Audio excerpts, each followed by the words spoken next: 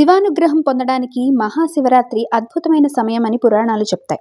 ఈ రోజు సాధారణ దీపం కాకుండా నారికేళ్ల దీపం వెలిగిస్తే విశేష ఫలితాలు లభిస్తాయని భక్తుల నమ్మకం. కొబ్బరికాయలోని 3 కళ్లను పరమేశ్వరుని త్రినేత్ర స్వరూపంగా భావిస్తారు.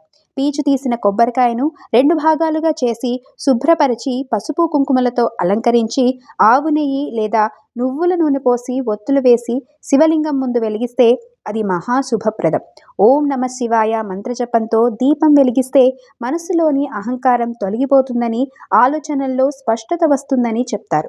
అప్పుల బాధలు, ఆర్థిక ఇబ్బందులు తొలగి లక్ష్మీ కటాక్షం కలుగుతుందని విశ్వాసం.